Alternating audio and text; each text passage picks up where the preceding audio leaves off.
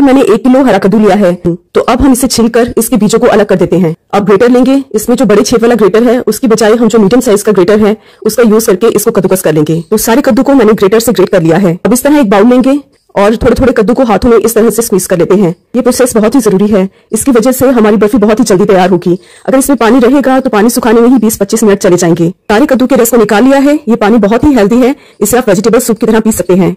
अब क्वांटिटी का अंदाजा हो जाए तो इसके लिए मैं इस तरह मेजरिंग कप में कद्दू को माप के फिर इस पैन में डाल रही हूँ, ताकि इसकी मेजरमेंट का पता चल जाए और उसी के मुताबिक हम बेसन, चीनी, घी वगैरह का इस्तेमाल करें।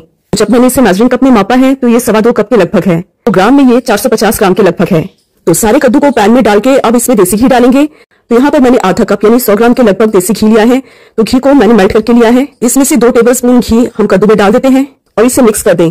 और मिक्स करने के बाद हम गैस की फ्लेम को बिल्कुल लो पे कर देंगे और इसे ढककर पकाएंगे ताकि ये थोड़े से सॉफ्ट हो जाएं। इसी टाइम पर गैस की दूसरी साइड पर हम एक कढ़ाई रखेंगे और बाकी का बचा हुआ सारा देसी घी इसमें डाल देंगे और इसके साथ ही डालेंगे 1 कप बेसन। तो ग्राम में ये 200 ग्राम बेसन है।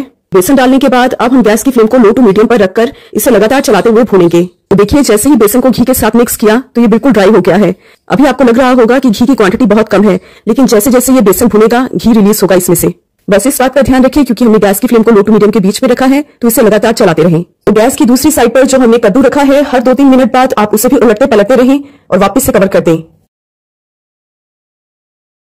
और फाइनली बेसन ने बढ़िया से घी रिलीज कर दिया है। इसका कलर भी चेंज होना शुरू हो गया है और इसमें से एक बढ़िया सी खुशबू भी आ रही है। अपनी बर्फी को और बढ़िया रंगत देने के लिए हम इसमें डालेंगे 2-3 पिंच हल्दी पाउडर। तो जो हल्दी हम दाल सब्जी वगैरह के लिए इस्तेमाल करते हैं, हम उसी का यूज कर रहे हैं।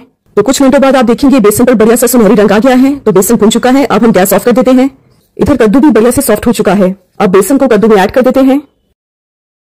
इसके साथ ही डालेंगे 1 कप दूध। तो ग्राम में ये 200 ग्राम दूध है। यहाँ पर मैंने किसी खोया मिल्क पाउडर का इस्तेमाल नहीं किया। तो जो आप दूध यूज कर रहे हैं, ये फुल क्रीम दूध का इस्तेमाल करें ताकि बर्फी को रिच टेस्ट मिल सके। इसके साथ ही डालेंगे चीनी। तो यहाँ पर मैंने 3/4 कप चीनी का इस्तेमाल किया है। ग्राम में ये 150 ग्राम चीनी है। साथ ही डालेंगे 1/4 चम्मच नमक।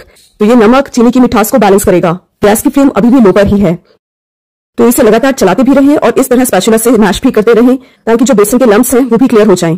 कुछ ही मिनटों बाद आप देखेंगे कि जो हमारा मिक्सचर है ये पैन से छूटना शुरू हो गया है। ये लास्ट में डालेंगे 1 टीस्पून इलायची पाउडर। इस अब गैस ऑफ कर दें। यहाँ पर मैंने एक बर्फी जमाने वाली ट्रे ली है। इसे थोड़े से ऑयल से ग्रीस कर लेते हैं और इस बर्फी वाली ट्रे में पलट दें।